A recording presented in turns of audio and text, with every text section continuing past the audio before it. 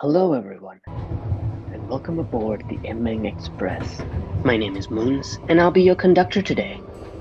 Today's journey takes us through a vast ocean of stars, past planets of anime-inspired characters, into an asteroid field of turn-based combat, along a nebula of original music, to a world of story that exists within a universe of gacha mechanics. In other words, we're going to take a look at the newest game by Hoyoverse, the creators of Honkai Impact 3rd and Genshin Impact. It's a game about a train in space, among other things. Is it just Genshin 2, or does it have anything unique to offer? This video is an audio-visual journey through the experience of playing the game. If you want another take and the accounts of another journey, be sure to check out our written review on the website released with this review.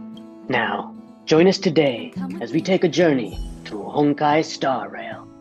The way to celebrate. Let's go. I'll be waiting. Time to get on. Till we make it. Oh,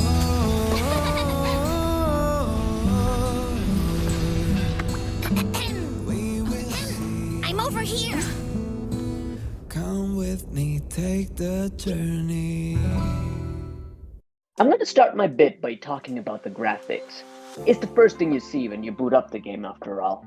The graphics are generally pretty good on PC and mobile. The characters look and move really well with no observable glitches on either platform. Most of the cutscenes look really great and are quite cinematic in their presentation as well, I think. Random NPCs are also sufficiently detailed and do stand out from time to time when they step into the story, which is something that I really like. Another point that I want to focus on is the backgrounds or the skyboxes of the areas. They are very nicely designed, with a much larger implied world beyond where we can actually go. The art style of the game is going to look familiar to fans of Genshin Impact or any of the other Hoyoverse games. It is their signature art style. Here, they tap into another tapestry of anime tropes to create the waifus and husbandos to appeal to a wide range of anime enjoyers. Just like Genshin, this game also differentiates its various regions, or in this case destinations, through design influenced by real life. From Chinese stylings in one area to more European designs in the other, the locations are visually distinct and easily recognizable, which I think is a big plus. Add to that some of the environments, like the starting area, are designed with the sci-fi visual style in mind. So you have this really nice blend of real-life inspiration and fictional inspiration that somehow still feels cohesive as a fictional universe. I also want to do a huge shout out to the character splash art. Hoyoverse has had fantastic character splash art for some time now, and Star Rail is no exception. However, whoever decided to show off the splash art in all its glory whenever a character uses their ultimate is a certified genius. What better way to showcase the game's character art style than to have it show up frequently on screen when you're about to do something awesome? Speaking of which, let's talk about the character designs. In short, I love them. Just like with Genshin Impact, these characters come with a lot of unique details on their outfits and their weapons that give them a very distinct look. Their idle animations are also really nice, and get this, they can be triggered at will in the photo mode, which is really helpful for getting the photos you want or just to see your favorite characters do cute or funny things. Yes.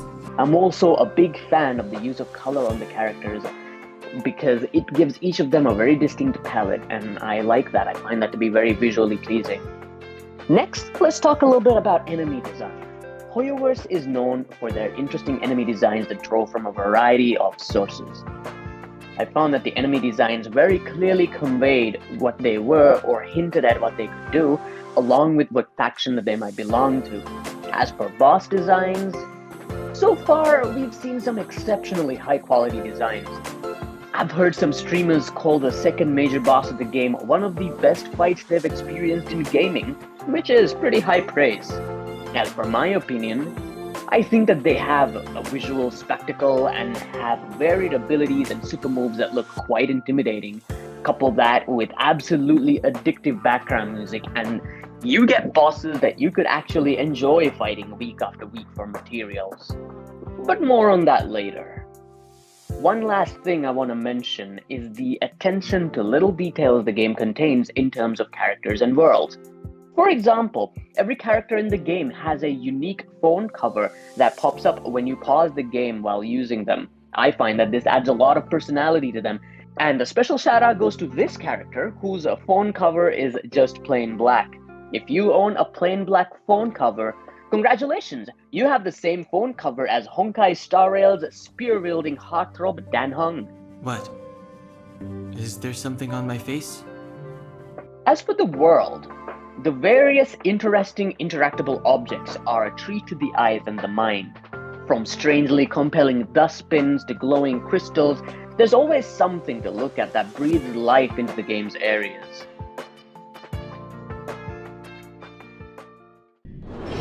Let's take it in turns. You rest. I'll stand guard.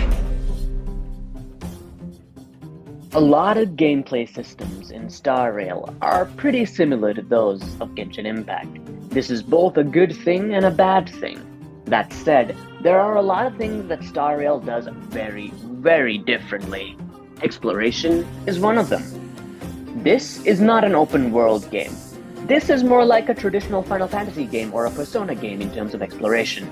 You have a large area that you're in that you can select from a map, and smaller zones within it where you can run freely like it's a third-person game.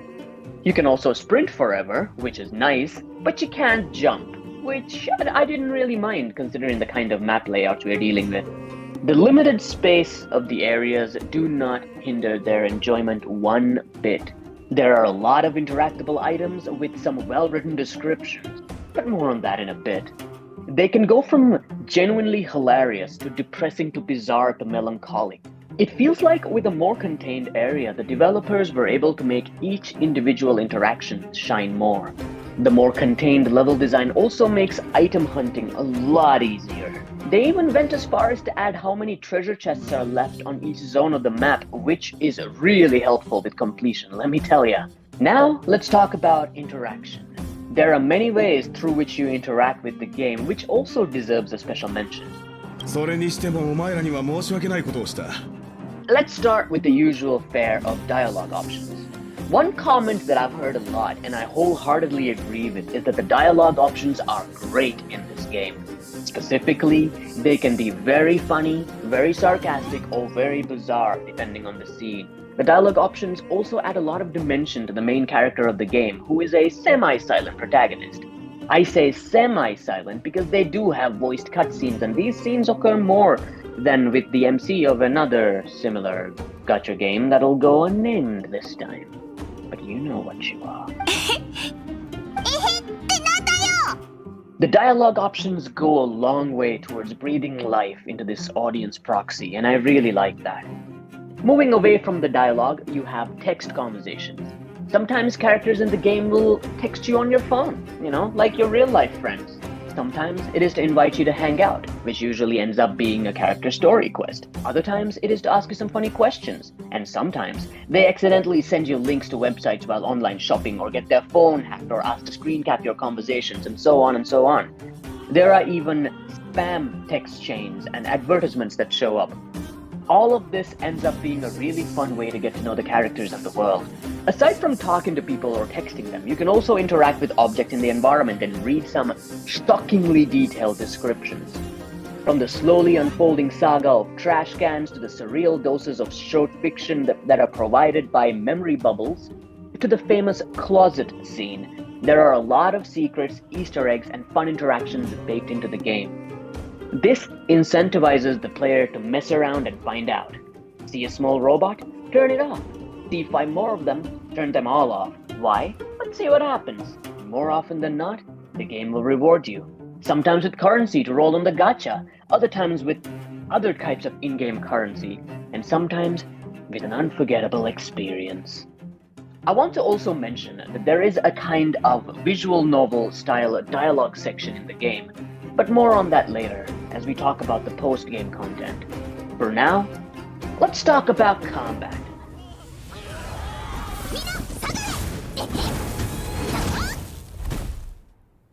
This is a turn-based game. Characters have 3 moves they can use. a basic attack, a skill, and an ultimate move. Basic attacks regenerate skill points, while using skills consumes them. These points are shared by the whole party, so the game's basic combat loop is about gaining resources and spending them efficiently to defeat enemies in the turn order. In this way, I consider this game to be a very good game for players new to the turn-based genre to try. It's a great entry point as it is very easy to pick up, but it is tough to master. What takes this basic system to the next level are two mechanics: the ultimate move and the weakness break mechanic. Let's talk about character ults first. まだ分かってないのね。人間は星空を掌握する欲望を隠さない。私もよ。Like I said, this is a turn-based game, but if you have your ultimate ready, you can unleash it at any point and interrupt the turn order. Do note that you cannot interrupt enemy moves, but just cut in a queue, sort of. This single mechanic breathes life into the turn-based combat system, turning it from a passive experience of waiting for your turn into an active, exciting experience where the next ult could be the difference between killing the boss or a party wipe. Throwing on shields just before a boss uses a super move has saved me more times than I can count in this game. On top of being a great game mechanic, they also look amazing.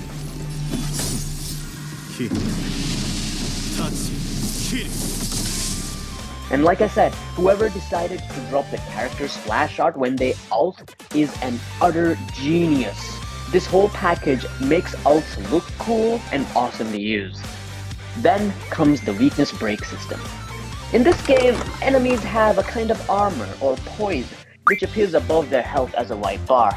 This white bar will deplete when you hit the enemy with an element it is weak to.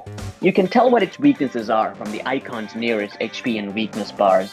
When the weakness bar drops to 0, enemies suffer a huge chunk of damage, get a negative status effect, have their turn delayed, and must recover from being broken before they can act again. Just like the ults, this also ends up being a very active mechanic that you can plan around. Will you spend an extra skill point to weakness break the enemy, or will you save the point for a crucial heal when the enemy attacks next? You'll find yourself making countless mini decisions like this as you play the game. Now, let's talk characters. There's a lot of characters in this game upon launch, and many of them were given to us for free. I've already talked about how much I like their design, so let's talk about their mechanics. The characters in the game are split into classes known as paths, and they also have elements. Let's talk about both of these concepts, one by one. Starting with classes. There are character classes in this game, as you might expect from a turn-based game.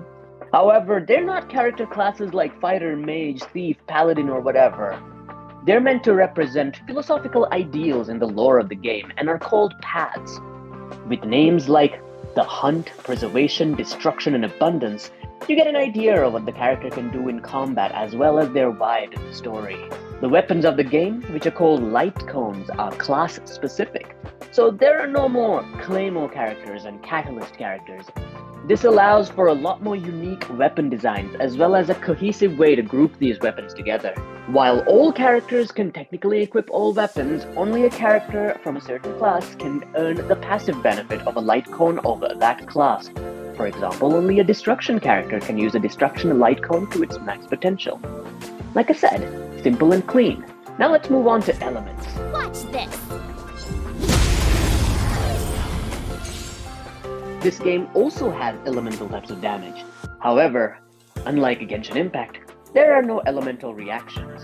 The elements here are more about breaking the enemy's weakness bar and doing more damage. This adds an additional layer to the strategic aspect of the game. Which classes do you want in your party? Which elements? Why? The answers can be quite fun to come up with. Anyway, like I said, each character has only 3 moves in combat, so you don't get lost in options or have decision paralysis. You simply make a choice and keep moving.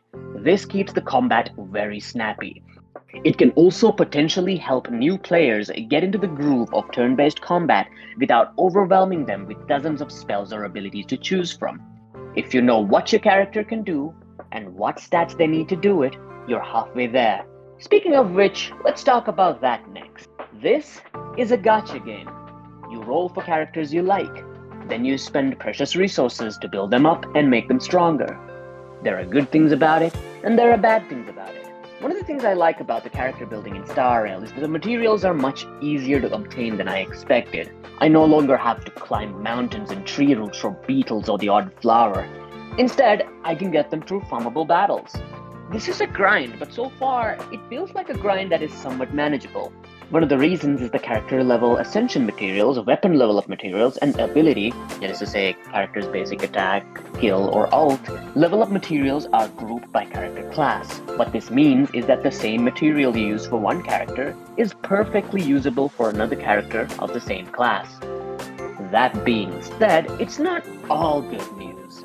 As the inheritor of the Hoyoverse style of game design, the gacha aspect of the game influences the majority of the mechanics in the game.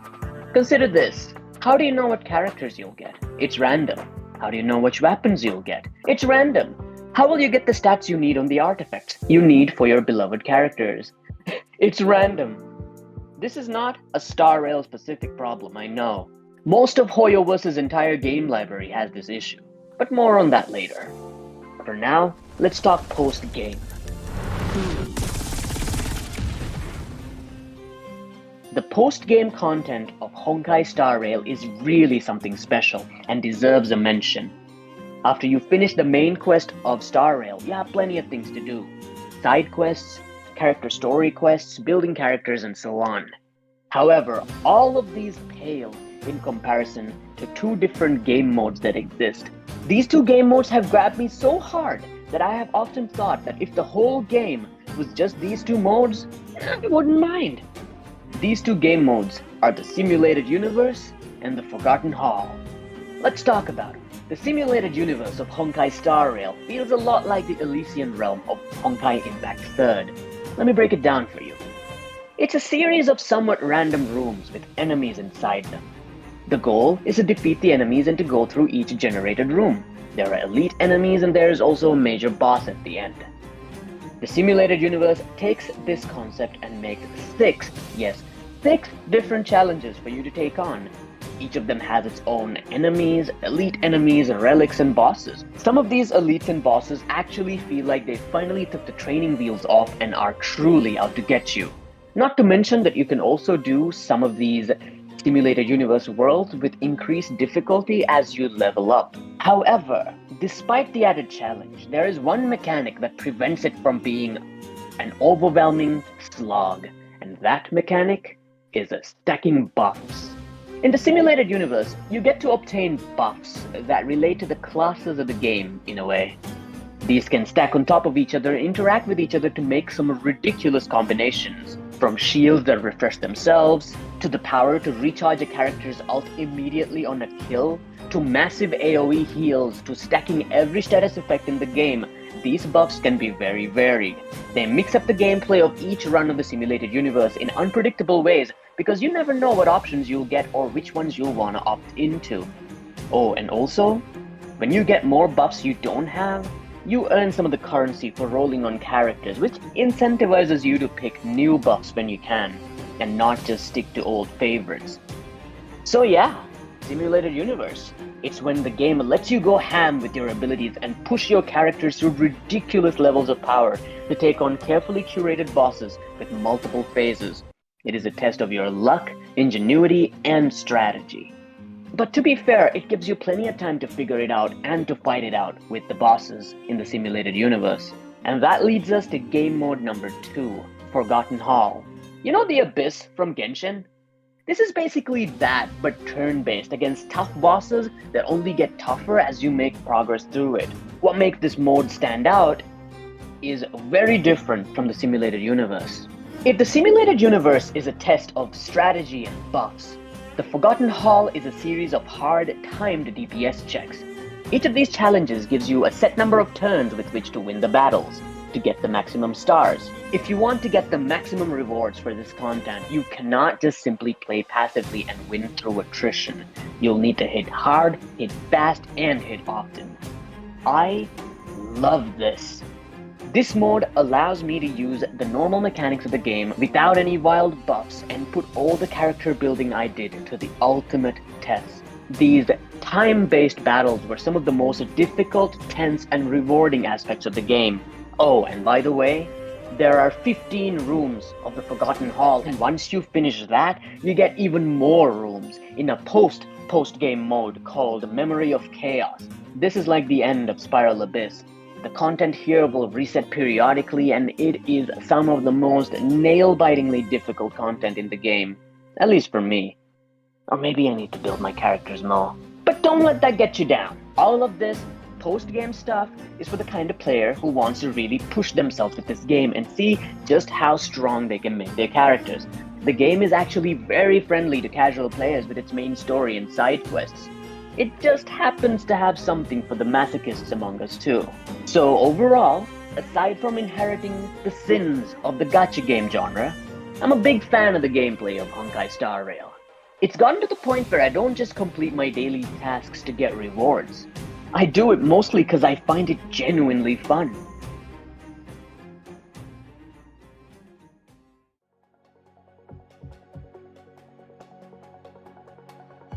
When it comes to voice acting, Hoyoverse games are generally quite good, I think. This extends to the various dubs of the game in other languages as well. For instance, both the Japanese dub and the English dub sound pretty good to my ears. There are some returning actors and actresses from their other games, and it is lovely to see them do their thing here as well. Oh, and one more thing. Character lip animations actually match the dialogue. We have language-specific lip sync. I repeat, we finally have language-specific lip sync. 仕方ないわね。じゃあ、待ってるね。It looks great. Moving on to a subtle but important aspect of the game is the sound effect. Picking the right sound for the right animation is very important to getting the audience into the game. Whether it is a gunshot or a sword attack or an elevator button, things need to sound just right, or else they'll end up standing out in a bad way. I'm happy to report that the sound effects of Honkai Star Rail all sound really good. From sci-fi doors opening to robots moving to weapon attack sounds, it all sounds appropriate to what we're seeing. There are also some really cool sound effects for character attacks and ults. Have you ever wondered what a black hole being sliced in half sounds like? 君らはこの力について生と死。君らに選ぶ余地はない。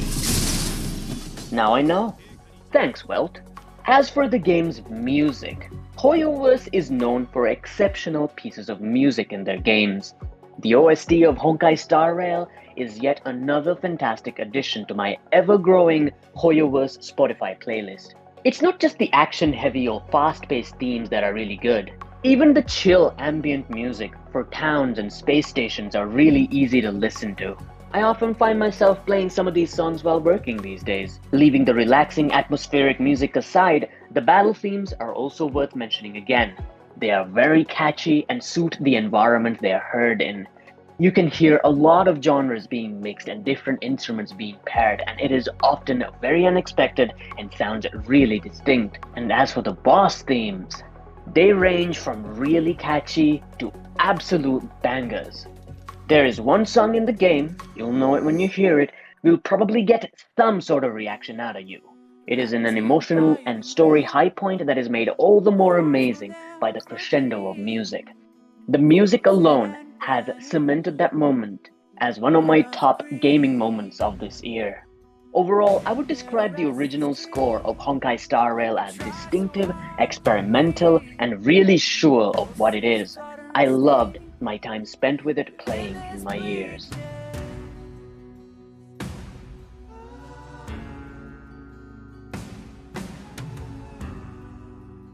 Unsurprising to fans of Hoyoverse's other games, this is also a game with some serious and deep lore. From ancient godlike beings to the various followers they inspire, and how they interact in a rich, vibrant galaxy, there's a lot to take in.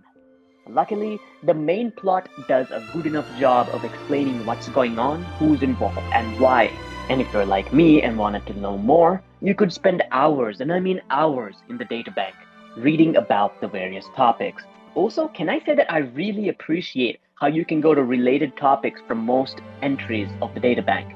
If you could also let me go back to my previous page after reading, that'd be perfect.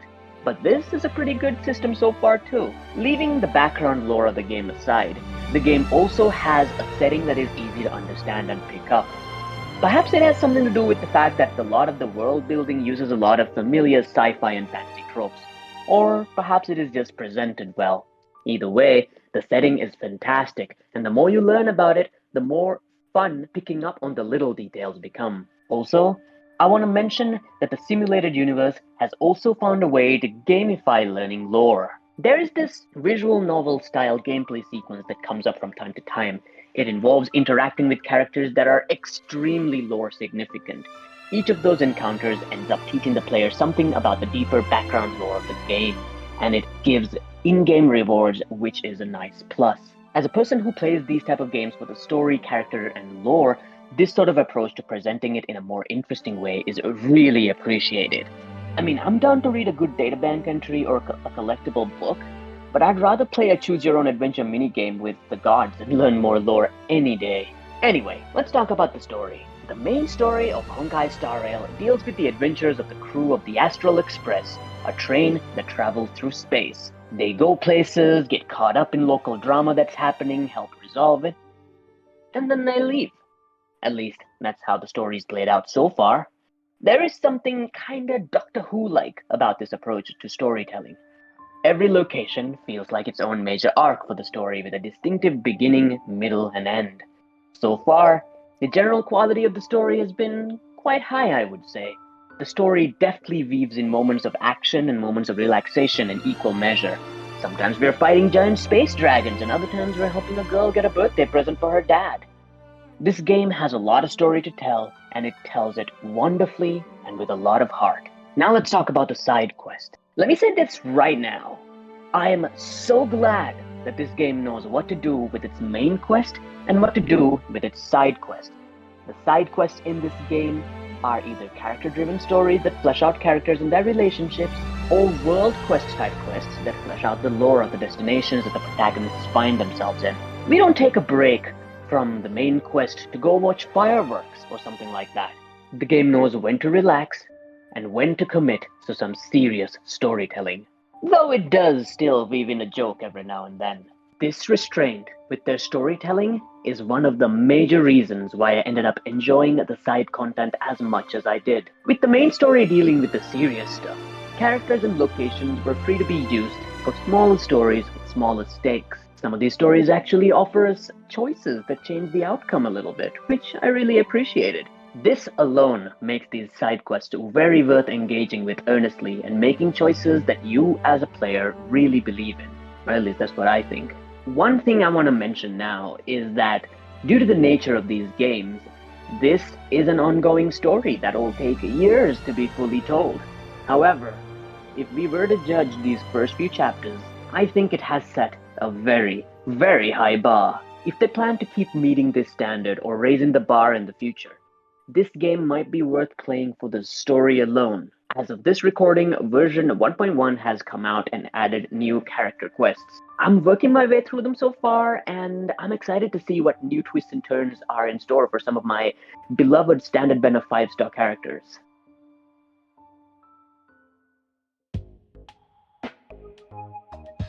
We talk about Star Rail. You'd think that I have almost no issues with the game. However, this is not true. I have issues.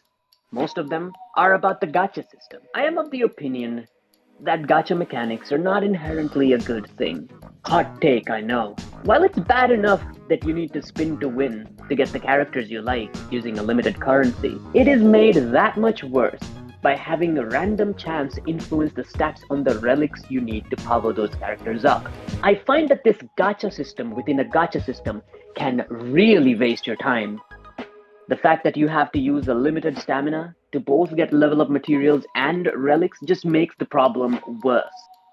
That said, I know that this isn't just a Star Rail problem. It's an issue it inherited from the genre of games it belongs to. So let's take a look at the gacha setup of Star Rail and see exactly how player-friendly it is. Give it a fair shot, as it were. The setup of the gacha system here outwardly looks very similar to that of Genshin Impact. You have your beginner banner, your limited character banner, your weapon banner, and your standard banner. You can spend a currency called Stellar Jade to roll. 160 gets you 1 pull, 1600 gets you a 10 pull. As for the odds, you have about a 0.600% chance of getting a 5-star on any one roll. There is also a pity system, like in Genshin. It's a lot like Genshin, basically. However, what makes this a bit more unique is how new players are onboarded onto it. The first pull they make is story mandated, and it gives them a free 4-star character. Then there's the beginner banner. The beginner banner is also quite rewarding. You get to make 50 pulls at a discounted rate, and there is a guaranteed standard banner 5-star within those 50 pulls. This means that all players get to enjoy the game with at least one confirmed 5-star from the standard banner. And considering how well built and usable the characters in the game are, this actually works out massively in favor of the players. As for the limited banner, you have a limited time to spend precious stellar jades to get the characters you want. Every 10 pull is a 4-star character or a weapon. When you hit 75 pulls, I believe, the chances of getting a 5-star increases. And then there's the 50-50 thing, where when you get a 5-star, there is a chance that it is the character from the banner, or someone that is from the standard banner. It's a whole thing, and I don't exactly love it, but I know how it can incentivize player spending, which is the point of this whole thing anyway. As for my personal experience with this gacha system, I tried it out on 2 different accounts as a free-to-play player to see how it would be. I got a DPS character on one account and a shielding character on the other account as a beginner banner 5-star. I also got more weapons than characters on one account, while the other one gave me all but one of the 4-star characters in the game. On one account, I tried to build all the characters, and on the other, I built only 4. Comparing these 2 experiences, the account with the weapons was frustrating at first, but it became more enjoyable as I learned how to use them and gave them the free characters the game gave. In the end, I felt like I got a decent return from my very limited pulls on the standard banner. It also helped me to learn just how good the free characters the game gives you actually are. Trying to build more characters made me realize how steep the grind can get at higher levels. The limited stamina and the randomness of relic grinding made me really impatient as a free-to-play player. This game is not the worst example of gacha mechanics that I've ever seen. However, its presence influences the rest of the game and how it's played. When you get to the end game of the content that is currently out, you might find yourself waiting to do the same thing over and over, even if the process is a little bit more streamlined now. But I've always had the opinion that that's not fun gameplay. That's just something you kinda have to do to keep up with the game. So that's how it is for me. And that brings us nicely to the end of our journey. To sum things up, for me, the game is a must-play with a huge asterisk. That asterisk is that this is a gacha game and inherits many of the problems inherent to that system. But if you can accept that aspect of the game and be responsible with your spending, if any, Honkai Star Rail is a must-play. There is so much here to enjoy and interact with. And don't forget to check out our written review, released in tandem with this one, if you want another perspective on things. Thanks for joining us on this journey, and if you play it, good luck on your pulls. Bye-bye.